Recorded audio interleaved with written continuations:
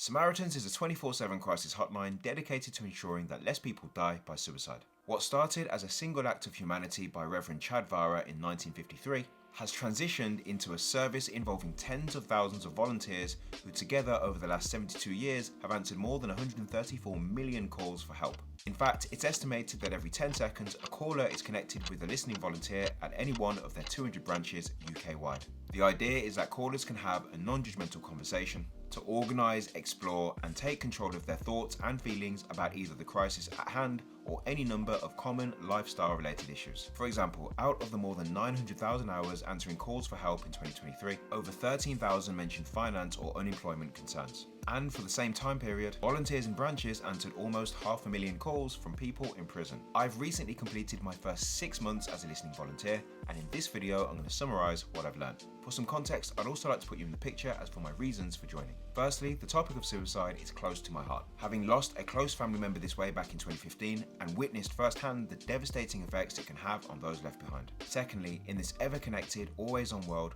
we can all be guilty of getting caught up in what we need to do, achieve or obtain next. As a result, it's rare that any of us wake up and truly take the time to think what we are grateful for. With this in mind, volunteering time to take on the emotional pain of others helps me to keep things in perspective. Thirdly, as many of you may be aware, when I'm not making videos, I travel across the UK helping business leaders, managers and employees to consider how they can have more supportive conversations about mental health in the workplace. And rewarding though this might be, I'm conscious that I don't have a dedicated workplace to practice what I preach. And so here are 5 things I've learned during my first 6 months as a Samaritans listening volunteer. What I hadn't considered previously is just how much factors such as isolation, stigma and poverty influence a person's journey as they attempt to overcome challenges related to their mental health.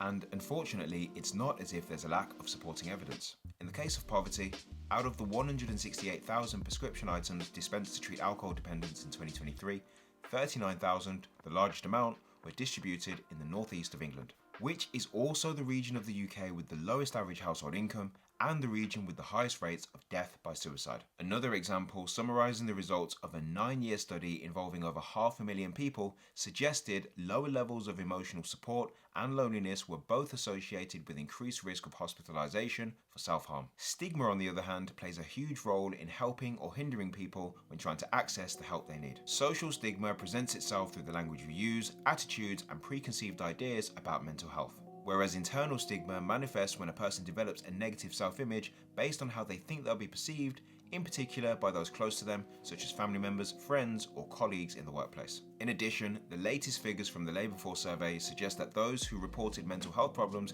had on average a 17.15% lower mean average salary than those who did not.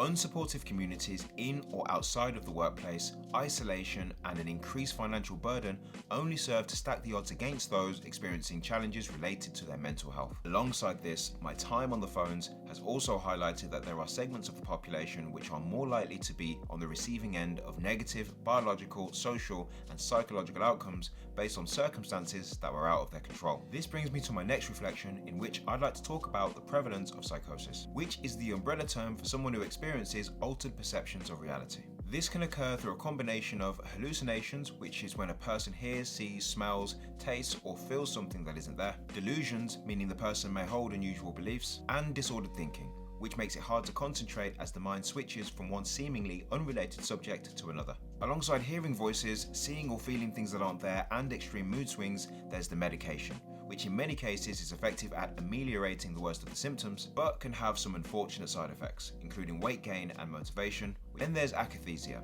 which is a movement disorder that makes it hard to sit or remain still. The name comes from the Greek word akathemi, which means inability to sit. Granted, the way that psychotic symptoms and the side effects of medication present in one individual to another can vary significantly, but in many cases, the blend of symptoms combined with the effects of the medication can make it difficult for a person to integrate with the local community, keep a job or find employment. And relative to the more common mental health issues such as stress, depression and anxiety, psychosis receives the least attention, which has the knock-on effect of it being spoken about and understood less. This compounds the effects of stigma, isolation and poverty and the outcomes for those affected. In fact, it's estimated that 1 in 10 people across the UK will be diagnosed with schizophrenia in their lifetime, and that of that number, 10% will die, usually by their own hand. Next, I'd like to talk about the power of listening.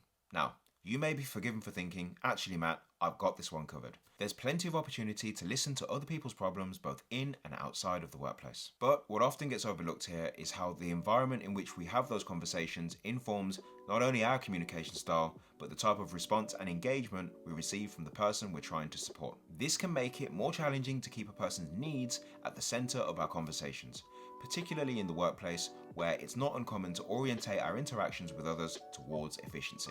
Which, by the way, makes a lot of sense when dealing with IT issues, but less so when considering the complexities of mental health and how when this way of thinking creeps into our communication style, we end up listening to respond instead of listening to understand. One of the most helpful aspects of talking to a Samaritan is that you're talking to a complete stranger who doesn't know you to pass any judgment, won't tell you what to do or try to problem solve, and better still, their sole intention during the call is to help you feel supported. Another advantage of talking to a stranger, or in this case a Samaritan, is their ability to remain objective. In contrast, when we're talking to someone that we know, our frame of reference, also known as unconscious bias, can influence the way we receive and interpret information about the experience of others. Unconscious bias in and of itself isn't a bad thing. It helps us to think quickly in the face of danger, and on a daily basis helps to fill gaps in our personal experience. In fact, it's estimated that at any point in time, our brain is processing around 11 million bits of information, but we can only consciously process around 40, which means that over 99% of our thinking is unconscious. One potential downside of unchecked unconscious bias is that from time to time, you may find yourself unintentionally judging someone based on things like the shoes they're wearing, the pitch of their voice, or the amount of time it takes them to decide what they want to order when they're ahead of you in the queue.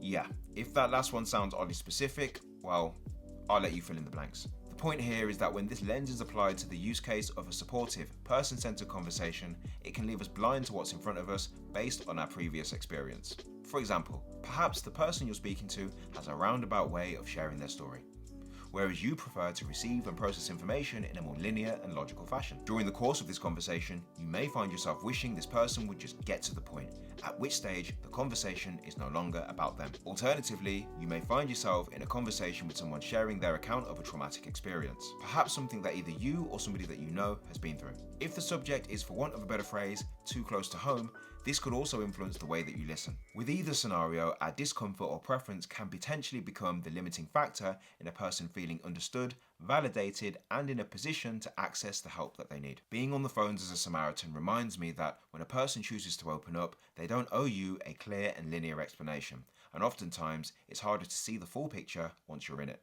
It also taught me something about the language of needs and what it means to adjust the way we speak to help somebody feel heard and understood. To help with this, I listened to, read, and made notes on a book called Nonviolent Communication. It talks about how we can improve our mental health literacy by understanding basic human needs such as trust, love, community, autonomy, meaning, and purpose, so that at any given moment we can connect with another person's humanity. It does this by outlining what it means to speak from the heart and how people assign language to internal sensations. The book also highlights the types of language that block compassion, such as impersonal, moralistic judgments focused on analysing, classifying, and determining levels of right or wrong, comparative thinking, and the denial of responsibility, which may soothe in the short term, but ultimately blocks awareness that we are responsible for our own feelings. Nonviolent communication is about creating the quality of connection for everyone's needs to get met compassionately. And so, the journey continues. This first 6 months on the phones has broadened my perspective in a number of ways. Firstly, I've started to see and hear aspects of my own life in the words of the people that I speak to.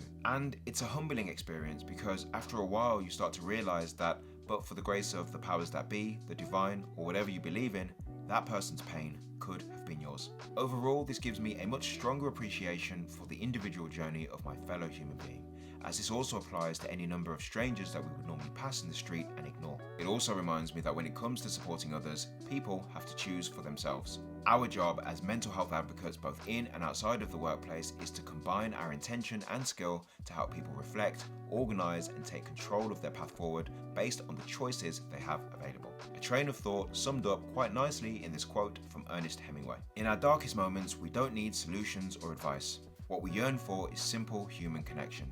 A quiet presence, a gentle touch. These small gestures are the anchors that hold us steady when life feels like it's too much. Please don't try to fix me. Don't take on my pain or push away my shadows. Just sit beside me as I work through my own inner storms. Be the steady hand I can reach for as I find my way. My pain is mine to carry, my battle is mine to face. But your presence reminds me I am not alone in this vast, sometimes frightening world. It's a quiet reminder that I'm worthy of love, even when I feel broken. So, in those dark hours, when I lose my way, will you just be here? Not as a rescuer, but as a companion. Hold my hand until the dawn arrives, helping me remember my strength. Your silent support is the most precious gift you can give. It's a love that helps me remember who I am, even when I forget. If you've made it this far into the video, thank you for watching. And if you've taken something from the last 10 minutes, I'd love to hear any thoughts or observations you feel comfortable sharing down in the comment section. Until the next time, don't forget to subscribe and stay tuned for more content that's dedicated to helping you have more supportive conversations about mental health in the workplace and beyond.